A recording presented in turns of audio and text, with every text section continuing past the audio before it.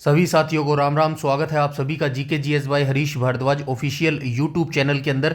जैसे कि आप सभी जानते हैं, दिल्ली पुलिस कांस्टेबल के लिए भी हमारी ये सीरीज जो है पैरेलल में चली हुई है हरियाणा पुलिस कांस्टेबल के पैरेलल में। ठीक है, दिल्ली पुलिस कांस्टेबल में जो है मैं लगभग अभी तक जो है 10 लेक्चर करवा चुका हूँ। ठीक है, 10 पार्ट्स मैं उसके अंदर करवा चुका हूँ। काफ़ी इंपॉर्टेंट्स पार्ट्स मैं उसके अंदर सारे करवा चुका हूँ, जैसे कि मौर्य काल में उसके अंदर करवा चुका हूँ, जैन धर्म करवा चुका हूँ, बौद्ध धर्म करवा चुका हूँ, और भी काफ़ी इंपॉर्टेंट जो टॉपिक है वो मैं वहाँ पर करवा चुका हूँ। आज हम यहाँ पर कौन सा टॉपिक करने वाले हैं? आज हम यहाँ पर महाजनपद काल करने वाले हैं। ठीक है, महाजनपद काल जो है यहाँ पर करने वाले हैं। इससे संबंधित टॉप 50 क्वेश्चन जो है हम यहाँ पर करने वाले हैं। तो ये टॉप 50 क्वेश्चन सभी एग्जाम्स के लिए इंपॉर्टेंट रहेंगे। जो बच्चे एसएससी की तैयारी कर रहे हैं, दिल्ली पुलिस की तैयारी कर रहे हैं, ठीक है, दिल्ली पुलिस की तैयारी कर रहे हैं, साथ में हरियाणा पुलिस वाले भी बच्चे इस सीरीज को देखेंगे, क्योंकि हरियाणा जीके के अंदर, माफ कीजिएगा, हरियाणा पुलिस के अंदर जो है इंडिया जीके जो है 15 मार्क्स की पूछी जाती है। इसीलिए हरियाणा जीके, हरियाणा पुलिस वाले बच्चे भी ये देखेंगे, और साथ में जो है रेलवे वाले भी बच्चे यहाँ से क्वेश्चन जरूर पूछे जाते हैं, तो रेलवे वाले बच्चे भी इस वीडियो को जरूर देखेंगे। यानी कि वनडे एग्जाम्स में जहां जहां जो है जीके या जीएस पूछी जाती है, वो सभी बच्चे इस वीडियो सीरीज को जरूर देखेंगे। ठीक है, इसके रिगार्डिंग कोई भी अगर आपका डाउट, क्वेरी या सजेशन है तो आप कमेंट सेक्शन में कमेंट करके बता सकते हैं। तो चलिए बिना किसी टाइम वेस्ट के वीडियो को शुरू कर लेते हैं। क्वेश्चन नंबर फर्स्ट पर चलते हैं, और क्वेश्चन नंबर फर्स्ट में क्या बोला गया?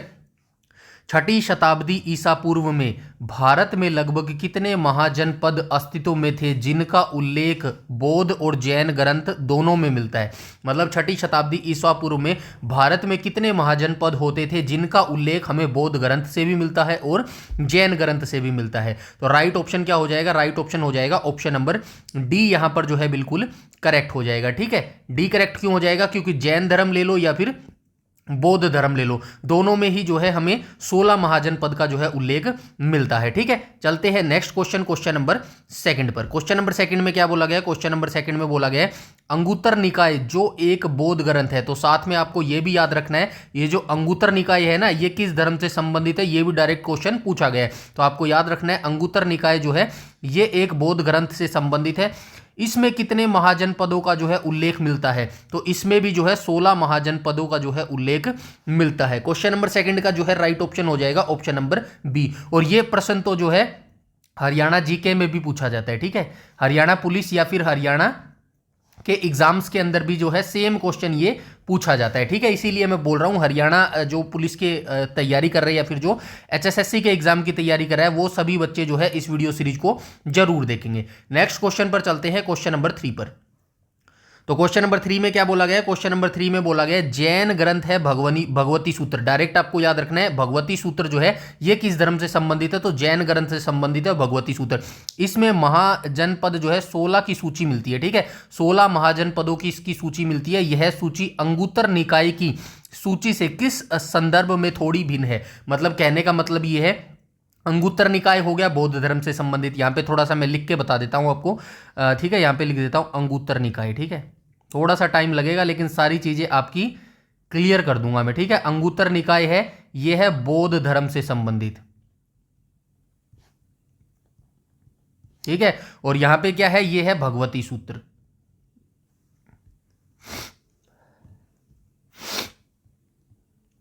भगवती सूत्र ये किससे संबंधित है? ये जैन धर्म से संबंधित है। ठीक है, ये जैन धर्म से संबंधित। अब क्या कहने की कोशिश कर रहा है? वो कह रहा है कि भाई अंगुत्तर निकाय में भी 16 महाजनपद थे और भगवती सूत्र यानी कि जैन धर्म में भी 16 महाजन थे, लेकिन इनमें जो है थोड़ी थोड़ी सी विभिन्नता है। तो वो विभिन्नता किस में है?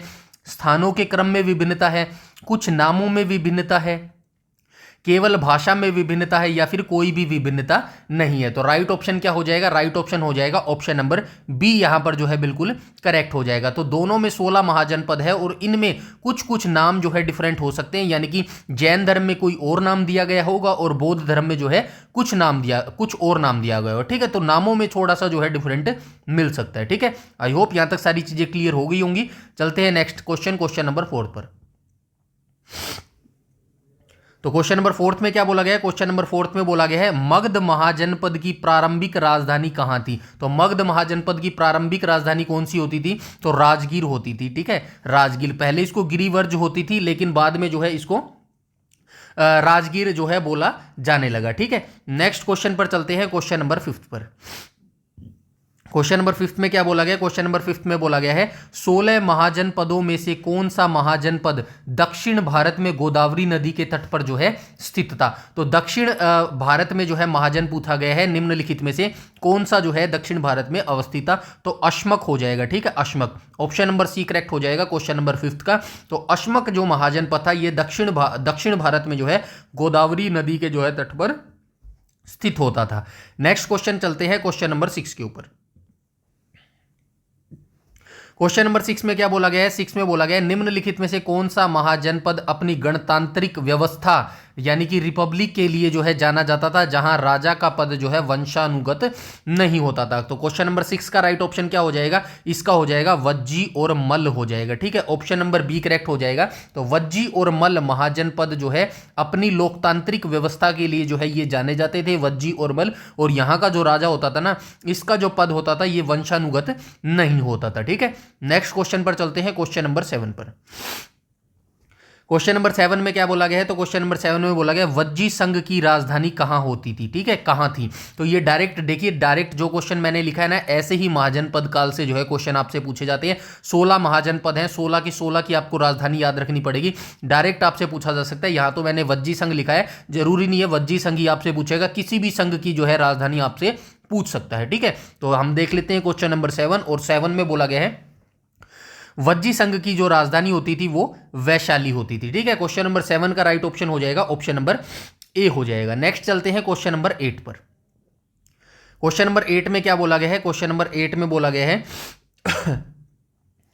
किस महाजनपद को प्राच्य पूर्व का देश कहा जाता था, क्योंकि यह गंगा के मैदानों के पूर्वी भाग में स्थित था। तो किस जो प्राच्य एक शब्द था, महाजनपद को जो है प्राच्य का मतलब क्या है? पूर्व का देश। किस महाजनपद को जो है पूर्व का देश कहा जाता था? क्योंकि यह गंगा के मैदानों के पूर्वी भाग में स्थित था। तो राइट ऑप्शन हो जाएगा मगध। ठीक है, मगध को जो है पूर्व का देश बोला जाता था, क्योंकि मगध महाजनपद जो था ये गंगा के मैदानों के पूर्वी भाग में जो है स्थित होता था। ठीक है, क्वेश्चन नंबर 8 का राइट ऑप्शन हो जाएगा option number B. Next question पर चलेंगे, क्वेश्चन नंबर 9 पर। क्वेश्चन नंबर 9 में क्या बोला गया है? काशी महाजनपद की राजधानी का नाम क्या था? देखिए, कुछ महाजनपदों की राजधानी मैं आपको यहीं पर करा दूंगा, लेकिन कुछ की आपको यहां पर नहीं मिलेगी। तो डायरेक्ट मैं आपको बोल रहा हूं 16 महाजनपद की राजधानी और उनके जो ओल्ड नाम होते थे और जो वर्तमान में नाम है वो पूरी लिस्ट देख लेना। पूरी लिस्ट मैंने दी भी हुई है। ठीक है, प्रीवियस जो वीडियो मैंने लेक्चर करवाया था ना, मौर्य काल का शायद टॉपिक कराया था, मौर्य काल में पूरे 16 महाजनपदों की जो है लिस्ट मैंने वहां पर दे दी है। ठीक है, तो क्वेश्चन नंबर 9 को देख लेते हैं। काशी महाजनपद की राजधानी का नाम क्या होता था? तो काशी महाजनपद की राजधानी का नाम वाराणसी होता था। ठीक है, ऑप्शन नंबर ए जो है यहां पर करेक्ट हो जाएगा। क्वेश्चन नंबर 9 का राइट ऑप्शन हो जाएगा ऑप्शन नंबर ए हो जाएगा। नेक्स्ट क्वेश्चन पर चलते हैं, क्वेश्चन नंबर 10 पर। क्वेश्चन नंबर 10 में बोला गया है महाजनपद काल के दौरान किस शहर का नाम गिरिवर्ज था, जिसे बाद में राजगीर कहा गया था? अभी पहले क्वेश्चन में ही जो है हमने यहां पर डिस्कस किया है इस चीज को। ठीक है, तो क्या हो जाएगा? मगध की पुरानी राजधानी हो जाएगा। ठीक है, तो ये मगध की पुरानी राजधानी होती थी, कौन सी होती थी? गिरिवर्ज होती थी। ठीक है, गिरिवर्ज क्या होती थी? ये मगध की पुरानी राजधानी होती थी। बाद में इसको किस नाम से जाना गया? बाद में इसको जो है किस नाम से जाना गया? राजगीर के नाम से जाना गया। ठीक है, बाद में जो है इसको राजगीर के नाम से जाना गया था। ठीक है, उसके बाद हम चलते हैं नेक्स्ट क्वेश्चन, क्वेश्चन नंबर 11 पर।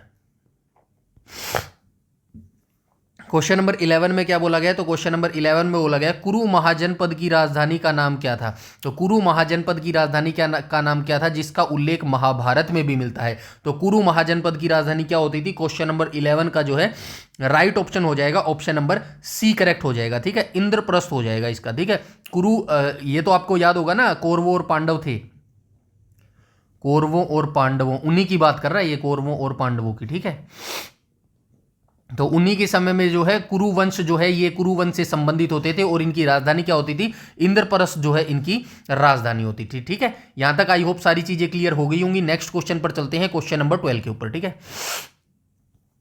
क्वेश्चन नंबर 12 में क्या बोला गया है, तो क्वेश्चन नंबर 12 में बोला गया है मत्स्य महाजनपद की राजधानी कहाँ स्थित थी, जो राजस्थान के क्षेत्र में था। तो आप सभी जानते हैं जो अज्ञातवास इन्होंने व्यतीत किया था, पांडवों ने जो अज्ञातवास निकाला था ना, वो कहां पर निकाला था, विराटनगर में निकाला था। और राइट ऑप्शन भी विराटनगर ही हो जाएगा। मत्स्य महाजनपद की जो राजधानी होता था वो विराटनगर होता था। ठीक है, नेक्स्ट क्वेश्चन पर चलते हैं, क्वेश्चन नंबर 13 पर।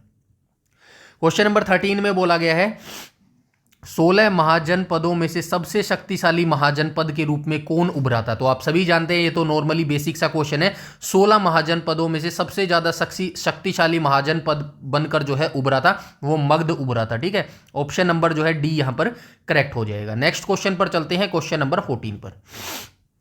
क्वेश्चन नंबर 14 में क्या बोला गया, तो क्वेश्चन नंबर 14 में बोला गया है किस महाजनपद की राजधानी श्रीवास्ती था, जिसे बौद्ध काल में जो है एक महत्वपूर्ण केंद्र माना जाता था। तो श्रीवास्ती जो था ये किस महाजनपद की राजधानी होता था, और श्रीवास्ती को जो है बौद्ध काल में एक महत्वपूर्ण केंद्र माना जाता था। तो कौशल राज्य हो जाएगा। ठीक है, कौशल महाजनपद। तो कौशल महाजनपद की राजधानी क्या होती थी, श्रीवास्ती होती थी। ठीक है, ऑप्शन नंबर ए करेक्ट हो जाएगा क्वेश्चन नंबर 14 का। नेक्स्ट क्वेश्चन पर आ जाएंगे, क्वेश्चन नंबर 15 पर। क्वेश्चन नंबर 15 में क्या बोला गया है, तो क्वेश्चन नंबर 15 में बोला गया है अवंती महाजनपद की राजधानी क्या थी, जो पश्चिमी भारत में एक प्रमुख राज्य था। ठीक है, पश्चिमी भारत का ये एक प्रमुख राज्य होता था जो था अवंती महाजनपद। और अवंती महाजनपद की राजधानी क्या होती थी, माहिष्मती भी होती थी, उज्जैन भी होती थी। राइट ऑप्शन हो जाएगा ऑप्शन नंबर सी यहां पर करेक्ट हो जाएगा, क्योंकि जो ये कहाँ गया ये, यहां पे लिख देता हूं अवंती। ठीक है, अवंती थोड़ा सा बता देता हूं आपको, उत्तरी अवंती यहां पे लिख देता हूं। ठीक है, उत्तरी अवंती, और यहां पे लिख देता हूं दक्षिणी अवंती। ठीक है, इनकी राजधानी अलग अलग होती थी भाई। ठीक है, ये दोनों आप याद रखना, कोई भी आपसे पूछा जा सकता है। उत्तरी अवंती की राजधानी पूछेगा तो आप बताएंगे उज्जैन। ठीक है, और दक्षिणी अवंती की आपसे राजधानी पूछेगा तो क्या हो जाएगा, माहिष्मती हो जाएगा। ठीक है, माहिष्मती।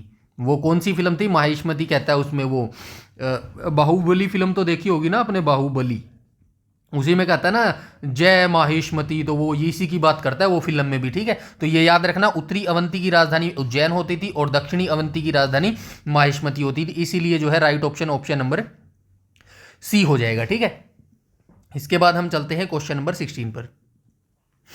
क्वेश्चन नंबर 16 में क्या कह रहा है, तो क्वेश्चन नंबर 16 में क्या गया है, वत्स महाजनपद की राजधानी कौशाम्बी थी। ठीक है, तो कौशाम्बी आपसे डायरेक्ट भी पूछा जा सकता है। कौशाम्बी जो है किसकी राजधानी होती थी, वत्स महाजनपद की राजधानी होती। यह स्थान आधुनिक भारत के किस राज्य में अवस्थित है। तो वर्तमान अभी जो 2025 चल रहा है ना, 2025, तो ये किस राज्य में अवस्थित है, कौशाम्बी। तो आप सभी जानते हैं उत्तर प्रदेश में ये अवस्थित है। ठीक है, ऑप्शन नंबर ए करेक्ट हो जाएगा क्वेश्चन नंबर 16 का।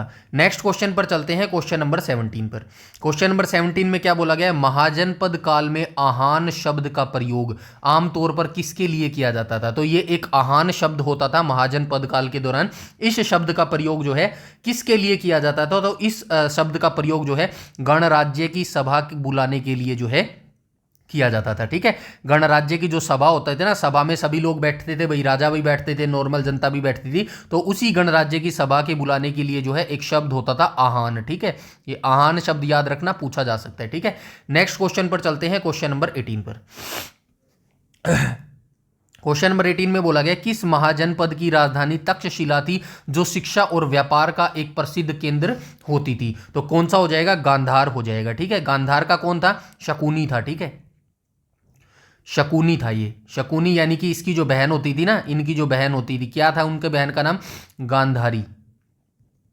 ठीक है, गांधारी। इसी की शादी किससे हुई थी, कौरवों के किससे हुई थी, अरे कौरवों का, हाँ ठीक है। तो ये आप मुझे बताना इसकी शादी किससे हुई थी। ठीक है, फटाफट बताइएगा इसकी शादी किससे हुई थी। ठीक है, ये आप मुझे कमेंट सेक्शन में कमेंट करके बताएंगे। और गांधार जो है ये किसकी, गांधार की राजधानी क्या होती थी, तक्षशिला होती थी। ठीक है, नेक्स्ट क्वेश्चन पर चलते हैं, क्वेश्चन नंबर 19 पर। क्वेश्चन नंबर 19 को देख लेते हैं। 19 में क्या लिखा गया है, सूरसेन महाजनपद की राजधानी मथुरा होती थी। ठीक है, मथुरा किसकी राजधानी होती थी, सूरसेन महाजनपद की होती थी। इस क्षेत्र में किस धर्म का प्रभाव अधिक था, तो किस क्षेत्र का जो है किस धर्म का जो प्रभाव है वो सूरसेन महाजनपद में अधिक होता था। क्वेश्चन नंबर 19 का राइट ऑप्शन हो जाएगा ऑप्शन नंबर सी करेक्ट हो जाएगा। ठीक है, ये वैष्णव धर्म और वैष्णव धर्म से संबंधित, वैष्णव धर्म किससे संबंधित था?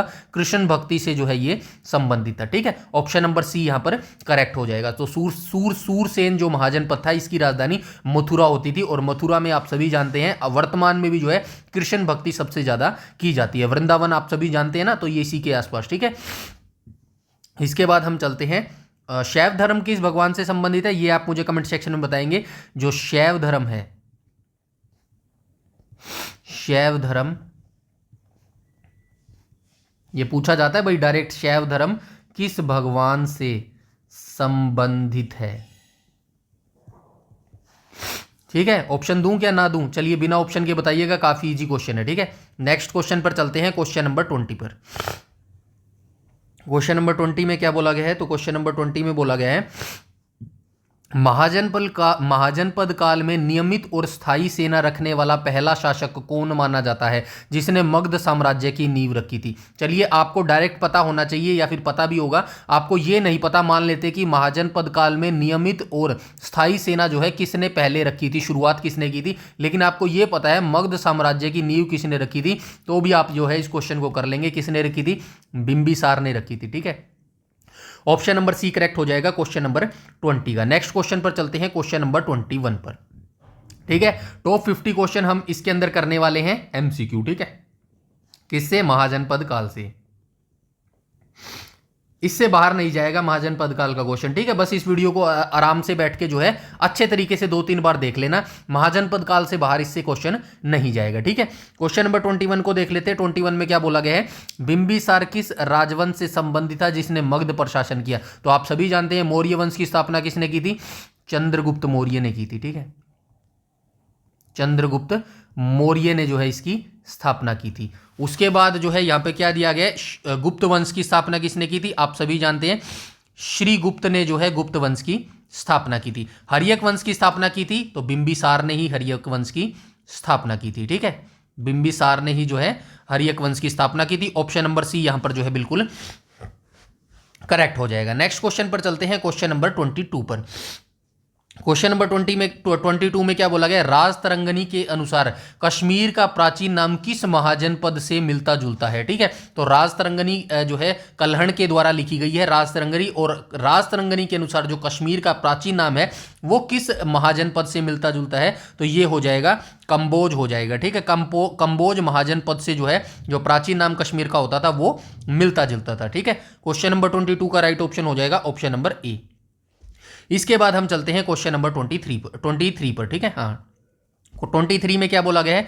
मगध के किस शासक ने वैशाली वज्जी संघ की राजधानी को जीतकर अपने साम्राज्य में जो है मिला लिया था? मगध के किस शासक ने जो है वैशाली को जीतकर अपने साम्राज्य में मिला दिया था? तो किसने मिलाया था? ये अजातशत्रु ने मिलाया था। ठीक है, ऑप्शन नंबर बी यहां पर जो है बिल्कुल करेक्ट हो जाएगा। ठीक है, क्वेश्चन नंबर 23 का क्या हो जाएगा? अजातशत्रु हो जाएगा। नेक्स्ट क्वेश्चन पर चलते हैं, क्वेश्चन नंबर 24 पर। 24 में क्या बोला गया है? अजातशत्रु ने वज्जी संघ के खिलाफ युद्ध में किन नए हथियारों का प्रयोग किया था? अभी ऊपर आपने देखा ना, अजातशत्रु ने जो है वज्जी संघ को जो है मगध में मिला लिया था। तो क्यों मिलाया था? क्योंकि इसने जो है आधुनिक हथियारों का जो है उस युद्ध में प्रयोग किया था। और किन हथियारों का इसने यूज किया था?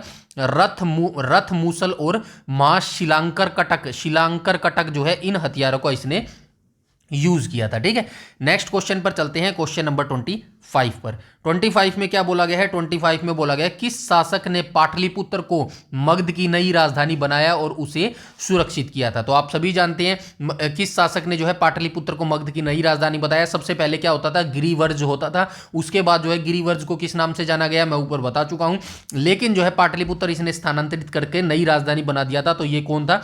उदयीन था। ठीक है, Udayin. Option number C correct हो जाएगा क्वेश्चन नंबर 25 का। नेक्स्ट क्वेश्चन पर चलते हैं, क्वेश्चन नंबर 26 पर। क्वेश्चन नंबर 26 में क्या बोला गया? हर्यक वंश के बाद मगध पर किस राजवंश ने जो है शासन किया था? हर्यक वंश आप सभी जानते हैं, हर्यक वंश की स्थापना बिंबिसार ने की थी। और यह हर्यक वंश के बाद जो है मगध की गद्दी पर कौन सा जो है वंश ने शासन किया था? तो ऑप्शन नंबर सी करेक्ट हो जाएगा, शिशु नागवंश हो जाएगा। ठीक है, शिशु नागवंश की स्थापना किसने की थी, ये आप मुझे कमेंट सेक्शन में कमेंट करके जरूर बताएंगे। मौर्य वंश की स्थापना आपको बता चुका हूं, चंद्रगुप्त मौर्य ने की थी। नंद वंश की स्थापना किसने की थी, महापद्मनंद ने की थी। और गुप्त वंश की स्थापना किसने की थी, श्रीगुप्त ने की थी। शिशु नागवंश की स्थापना आप मुझे कमेंट सेक्शन में कमेंट करके फटाफट बताएंगे। इसके बाद हम चलते हैं क्वेश्चन नंबर 27 पर। 27 में क्या बोला गया है,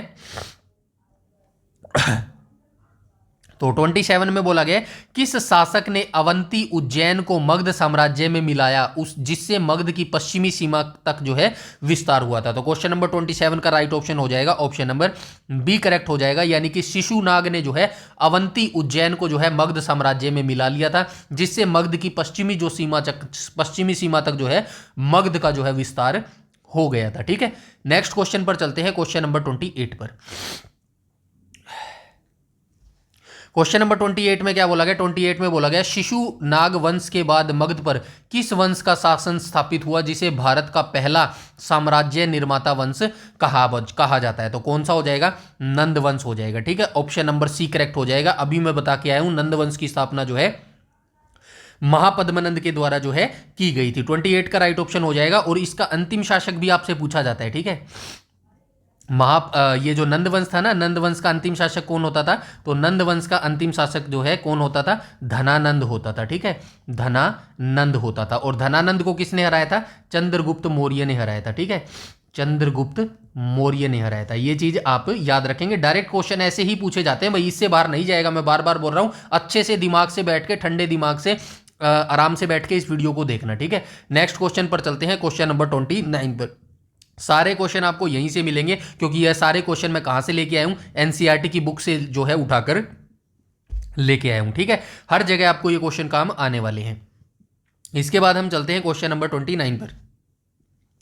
क्वेश्चन नंबर 29 में बोला गया नंद वंश का सबसे शक्तिशाली और पहला शासक कौन था। तो आप सभी जानते हैं, अभी मैंने आपको बताया नंद वंश की स्थापना जो है महापद्मनंद के द्वारा की गई थी। और धनानंद जो है इसका अंतिम शासक होता था। ठीक है, अंतिम शासक होता था। नेक्स्ट क्वेश्चन पर चलते हैं, क्वेश्चन नंबर 30 पर।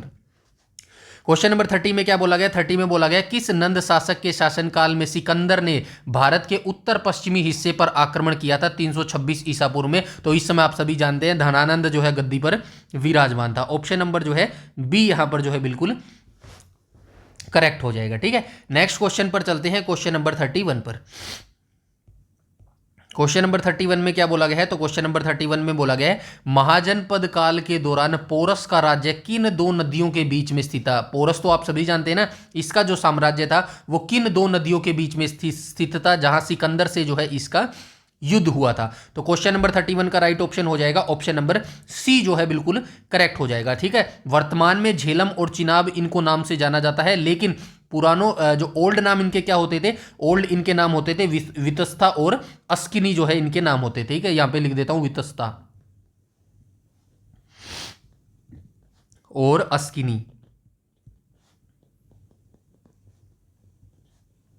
ठीक है, चिनाब का ओल्ड नाम अस्किनी होता था और झेलम का ओल्ड नाम जो है ये वितस्ता होता था। ओल्ड नाम भी आप याद रखना, पूछे जाते हैं भाई। ठीक है, तो महाजनपद काल के दौरान पोरस का जो राज्य होता था ना, वो दो नदियों के बीच में होता था। और कौन सी दो नदियां थी, झेलम और चिनाब के बीच में जो राज्य होता था वही जो है पोरस का होता था। ठीक है, नेक्स्ट क्वेश्चन पर चलते हैं, क्वेश्चन नंबर 32 पर। क्वेश्चन नंबर 32 में क्या बोला गया, तो क्वेश्चन नंबर 32 में बोला गया सिकंदर के आक्रमण के समय उत्तर पश्चिम भारत में सबसे शक्तिशाली राज्य कौन सा होता था। तो आप सभी जानते हैं मगध साम्राज्य होता था। ठीक है, नंद वंश के अधीन था ये। और ये नंद वंश जो अंतिम था ना, धनानंद, इसकी सेना बहुत ही विशाल थी। यही देखकर कहीं जगह कई सोर्सेज में हमें ये मिलता है कि जो है सिकंदर ने इसकी सेना को देखकर, विशाल सेना को देखकर जो है आगे बढ़ने की कोशिश नहीं की थी। ठीक है, तो क्वेश्चन नंबर 32 का राइट ऑप्शन हो जाएगा ऑप्शन नंबर सी, इसका बिल्कुल करेक्ट हो जाएगा। नेक्स्ट क्वेश्चन पर आ जाएंगे, क्वेश्चन नंबर 33 पर। क्वेश्चन नंबर 33 में क्या बोला गया है, तो क्वेश्चन नंबर 33 में बोला गया है महाजनपद काल में बलि शब्द का क्या अर्थ होता था। महाजनपद काल में बलि का अर्थ होता था राजा द्वारा लोगों से लिया जाने वाला टैक्स, यानी कि कर, जो कर लेता था ना राजा लोगों से, उसको किस शब्द से जो है बुलाया जाता था? बलि शब्द से जो है इसको बुलाया जाता था। ठीक है, ऑप्शन नंबर बी करेक्ट हो जाएगा क्वेश्चन नंबर 33 का। नेक्स्ट क्वेश्चन पर आ जाएंगे, क्वेश्चन नंबर 34 पर। क्वेश्चन नंबर 34 में क्या बोला गया? तो क्वेश्चन नंबर 34 में बोला गया किस प्रकार की शासन प्रणाली में गण और संघ शब्द का प्रयोग किया जाता था? तो किस प्रकार की शासन प्रणाली में जो है गण और संघ का प्रयोग किया जाता था? कुलीन तंत्र में किया जाता था। ठीक है, ऑप्शन नंबर सी यहां पर बिल्कुल करेक्ट हो जाएगा क्वेश्चन नंबर 34 का। ठीक है, नेक्स्ट क्वेश्चन पर चलेंगे, क्वेश्चन नंबर 35 पर। क्वेश्चन नंबर 35 में क्या बोला गया है? महाजनपदों के संदर्भ में आहत सिक्के किस धातु के बने होते थे? चांदी के बने होते थे। ठीक है, चांदी के बने होते। Right option, option number D यहां पर करेक्ट हो जाएगा क्वेश्चन नंबर 35 का। नेक्स्ट क्वेश्चन पर चलेंगे, क्वेश्चन नंबर 36 पर। क्वेश्चन नंबर 36 में क्या बोला गया? किस महाजनपद का आधुनिक नाम रुहेलखंड क्षेत्र था जिसकी राजधानी अहिछत्र होती थी? तो कौन सा होता था? पांचाल होता था। ठीक है, ऑप्शन नंबर ए जो है यहां पर करेक्ट हो जाएगा, करेक्ट हो जाएगा। ठीक है, पांचाली जो थी ना, पांचाली वो यहीं की थी। ठीक है, पांचाल प्रदेश की। तो किस महाजनपद का आधुनिक नाम रुहेलखंड क्षेत्र था? तो पांचाल महाजनपद का आधुनिक नाम जो है ये रुहेलखंड है। ठीक है, जिसकी राजधानी जो है अहिछत्र होती थी। ठीक है, नेक्स्ट क्वेश्चन पर चलते हैं, क्वेश्चन नंबर 37 पर। क्वेश्चन नंबर 37 में क्या बोला गया है? चेदी महाजनपद, चेदी महाजनपद की राजधानी क्या होती थी? शुक्तिमती होती थी या फिर शक्तिमती होती थी, दोनों एक ही नाम है। कभी कहीं आपको शुक्तिमती भी दिया मिलेगा। ठीक है, यह क्षेत्र आधुनिक भारत के किस क्षेत्र में जो है पड़ता है?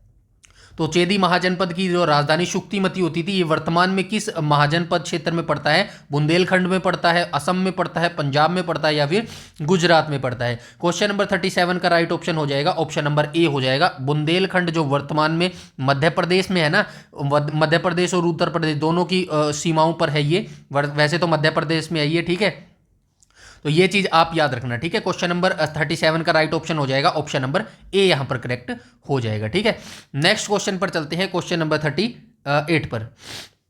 क्वेश्चन नंबर 38 में बोला गया किस महाजनपद की पहचान उसके उत्कृष्ट घोड़ों के लिए की जाती थी जो उत्तर पश्चिमी सीमा पर स्थित था? तो किस 16 महाजनपदों में से किस महाजनपद की पहचान जो है उसके उत्कृष्ट घोड़ों के लिए की जाती थी? क्वेश्चन नंबर 38 का क्या हो जाएगा? क्वेश्चन नंबर 38 का राइट ऑप्शन हो जाएगा ऑप्शन नंबर बी यहां पर करेक्ट हो जाएगा। ठीक है, कंबोज महाजनपद को जो है उसके उत्कृष्ट घोड़ों के लिए जो है जाना जाता था। नेक्स्ट क्वेश्चन पर चलते हैं, क्वेश्चन नंबर 39 पर। ठीक है, 1 सेकेंड। क्वेश्चन नंबर 31 में क्या गलत बोला गया है? क्वेश्चन नंबर 39 में बोला गया है महाजनपद काल में ग्राम भोजक का मुख्य कार्य क्या था? तो ग्राम भोजक एक जो है पद होता था महाजनपद काल में, और इस ग्राम भोजक का जो है मुख्य कार्य क्या होता था? तो इसका मुख्य कार्य होता था गांव का मुखिया और कर वसूलने वाला अधिकारी ये होता था। ठीक है, ऑप्शन नंबर बी यहां पर बिल्कुल करेक्ट हो जाएगा। डायरेक्ट आपसे ऐसे ही क्वेश्चन पूछे जाएंगे भाई एग्जाम में। ठीक है, तो ग्राम भोजक शब्द से क्या अभिप्राय है? तो आपको बताना पड़ेगा ये गांव का मुखिया और कर वसूलने वाला अधिकारी होता था। ठीक है, नेक्स्ट क्वेश्चन पर चलते हैं, क्वेश्चन नंबर 40 पर। क्वेश्चन नंबर 40 में क्या बोला गया है? तो क्वेश्चन नंबर 40 में बोला गया है किस महाजनपद की 2 राजधानियां थी? अभी ऊपर डिस्कस करके आए हैं, उत्तरी राजधानी और दक्षिणी राजधानी जो वेत्रवती नदी द्वारा जो है विभाजित होती थी। आप सभी जानते हैं अवंती तो है, अवंती ऐसा महाजनपद होता था जिसकी उत्तरी राजधानी उज्जैन होती थी और दक्षिणी राजधानी जो है माहिष्मती होती थी। ये ऊपर अभी हम देखकर आए हैं। नेक्स्ट क्वेश्चन पर चलते हैं, क्वेश्चन नंबर 41 पर। क्वेश्चन नंबर 41 में क्या बोला गया? तो क्वेश्चन नंबर 41 में बोला गया मगध साम्राज्य के उदय के पीछे सबसे प्रमुख भौगोलिक कारण क्या था? तो भौगोलिक स्थिति पूछ रहा है। मगध साम्राज्य जो भाई इतना फला फूला, इतना शक्तिशाली बना, तो क्या कारण था भाई जिस वजह से वो इतना शक्तिशाली बना? तो यह था उपजाऊ गंगा मैदान और लौह अयस्क की उपलब्धता। ठीक है, ऑप्शन नंबर बी यहां पर बिल्कुल करेक्ट हो जाएगा, क्योंकि मगध साम्राज्य जहां पर था वहां पर एक तो गंगा का उपजाऊ मैदान था भाई, खाने पीने के लिए चीज़ें अच्छी होती थी, और वहाँ पर लौह अयस्क जो जिससे लोहे के औजार बनाए जा सकते थे ना, वो भी जो है यहाँ पर प्रचुर मात्रा में पाया जाता था। ठीक है, नेक्स्ट क्वेश्चन पर चलते हैं, क्वेश्चन नंबर 42 पर। क्वेश्चन नंबर 42 में क्या बोला गया है? तो क्वेश्चन नंबर 42 में बोला गया है महाजनपद काल के दौरान लोहे का उपयोग किस कार्य के लिए बड़े पैमाने पर शुरू हुआ था? शुरू हुआ की बात कर रहा है, याद रखना। तो केवल खेती और औजार और हथियार बनाने के लिए जो है महाजनपद काल के दौरान लोहे का उपयोग शुरू हुआ था। ठीक है, केवल खेती के औजार और हथियार बनाने के लिए जो है इनका उपयोग शुरू हुआ था। नेक्स्ट क्वेश्चन पर चलते हैं, क्वेश्चन नंबर 43 पर। क्वेश्चन नंबर 43 में क्या बोला गया है? तो क्वेश्चन नंबर 43 में बोला गया है परिषद या सभा महाजनपद काल के किस प्रकार के राज्यों में प्रमुख निर्णय लेने वाली संस्था होती थी? तो ऑप्शन नंबर बी करेक्ट हो जाएगा यहां पर। ठीक है, गणतंत्रीय राज्यों में। ठीक है, तो परिषद या फिर सभा महाजनपद काल के जो गणतंत्रीय राज्यों में प्रमुख निर्णय लेने वाली जो है एक संस्था होती थी। नेक्स्ट क्वेश्चन पर चलते हैं, क्वेश्चन नंबर 44 पर। ठीक है, क्वेश्चन नंबर 44 में बोला गया किस चीनी यात्री ने श्रावस्ती को कौशल महाजनपद की राजधानी के रूप में जो है वर्णित किया है? तो ये किसने किया है? ये ह्वेनसांग ने किया है भाई। ठीक है, ह्वेनसांग के बारे में आप सभी जानते हैं, जो बच्चे HSSC के होंगे, ठीक है, हरियाणा से जुड़े होंगे, उनको पता होगा ह्वेनसांग कौन था। ठीक है, ह्वेनसांग चीनी यात्री था भैया। ठीक है, और किसके दरबार में आया था? राजा हर्षवर्धन के दरबार में आया था। ठीक है, राजा हर्षवर्धन के ये दरबार में आया था। ठीक है, ये चीज भी आप याद रखेंगे। तो ह्वेनसांग ने जो है श्रावस्ती को कौशल महाजनपद की राजधानी के रूप में जो है वर्णित किया था। नेक्स्ट क्वेश्चन पर चलते हैं, क्वेश्चन नंबर 45 पर। 45 में क्या बोला गया? 45 में बोला गया है मगध के उत्कर्ष में किस शासक का योगदान सबसे अधिक माना जाता है, जिसने वैवाहिक संबंधों और विजय नीति दोनों का प्रयोग किया था? तो आप सभी जानते हैं बिंबिसार। बिंबिसार कौन था? मगध साम्राज्य का मगध साम्राज्य का निर्माणकर्ता माना जाता है। और बिंबिसार जो है इसने दोनों नीति अपनाई थी, मतलब कि वैवाहिक नीति भी अपनाई थी भाई, विवाह करके किसी राजा की मतलब बेटियों से विवाह करके दहेज में वो राज्य भी ले लिया जाए, और अगर भाई ऐसे नहीं मानता है, विवाह वाला सिस्टम ना माने, तो भाई उस पर युद्ध कर दो और उसको जीत लो। ठीक है, दोनों प्रकार की नीति जो है किसने अपनाई थी? ये बिंबिसार ने जो है अपनाई थी। नेक्स्ट क्वेश्चन पर चलते हैं, क्वेश्चन नंबर 46 पर। 46 में क्या बोला गया? 46 में बोला गया अश्मक महाजनपद की राजधानी पोतन या पोटली थी, यह वर्तमान में किस राज्य में स्थित है? तो यह वर्तमान में किस राज्य में स्थित है? तो ये कमेंट सेक्शन में आप मुझे कमेंट सेक्शन में बताएंगे आंसर। ठीक है, 46 का जो राइट ऑप्शन है ये आप मुझे कमेंट सेक्शन में बताएंगे। नेक्स्ट क्वेश्चन पर चलते हैं, क्वेश्चन नंबर 47 पर। ठीक है, ठीक है, तो ये भाई ये 2 की बॉर्डर में स्थित है। ठीक है, मैं ही बता देता हूं, कोई नहीं। राइट ऑप्शन वैसे क्वेश्चन को देख के महाराष्ट्र होगा, लेकिन आपको 2 चीज याद रखनी है, महाराष्ट्र, ठीक है, महाराष्ट्र और तेलंगाना। तेलंगाना, ठीक है, इन दोनों की जो है सीमा पर अवस्थित है, ये सीमावर्ती क्षेत्र है। ठीक है, सीमावर्ती क्षेत्र। ठीक है, ये आप याद रखना भाई। ठीक है, नेक्स्ट क्वेश्चन पर चलते हैं, क्वेश्चन नंबर 47 पर। क्वेश्चन नंबर 47 में क्या बोला गया? क्वेश्चन नंबर 47 में बोला गया है निम्नलिखित में से कौन सा महाजनपद गंगा नदी के उत्तर में स्थित था? तो कौन सा महाजनपद था जो गंगा नदी के उत्तर में स्थित था? 47 का जो है राइट ऑप्शन हो जाएगा वज्जी हो जाएगा। ठीक है, ऑप्शन नंबर सी यहां पर करेक्ट हो जाएगा। नेक्स्ट क्वेश्चन पर चलते हैं, क्वेश्चन नंबर 48 पर। 48 में क्या बोला गया? महाजनपद काल में व्यापारियों के संगठन को क्या कहा जाता था? तो व्यापारी जो वर्ग होता था उसको महाजनपद काल में क्या कहा जाता था? श्रेणी कहा जाता था। ऑप्शन नंबर बी यहां पर करेक्ट हो जाएगा। नेक्स्ट क्वेश्चन पर चलते हैं, क्वेश्चन नंबर 49 पर। 49 में क्या बोला गया है? 16 महाजनपदों में से केवल एक ही महाजनपद भारत के बाहर स्थित था, वह कौन सा था? तो वह कौन सा हो जाएगा? कंबोज भी हो जाएगा, गांधार भी हो जाएगा। ऑप्शन नंबर सी यहां पर जो है बिल्कुल करेक्ट हो जाएगा। ठीक है, ये चीज आप याद रखेंगे, दोनों वर्तमान में पाकिस्तान और अफगानिस्तान क्षेत्र में थे। ठीक है, दोनों आप ये याद रखेंगे, पाकिस्तान में था, पाकिस्तान और अफगानिस्तान। ठीक है, ये दोनों ही जो है बाहर होते थे, अफगानिस्तान।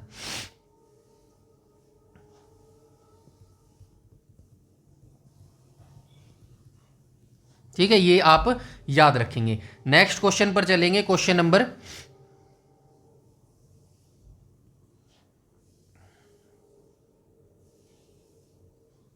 चलेंगे, क्वेश्चन नंबर 50 पर। ठीक है, तो ये 2 हो जाएंगे। यहां पे एक लिखा है ना, केवल एक, ये एक नहीं आएगा, 2 महाजनपद थे ये। ठीक है, दो महाजनपद थे। ठीक है, ये दोनों याद रखना, कंबोज भी बाहर था और गांधार भी बाहर था। नेक्स्ट क्वेश्चन पर चलते हैं, क्वेश्चन नंबर 50।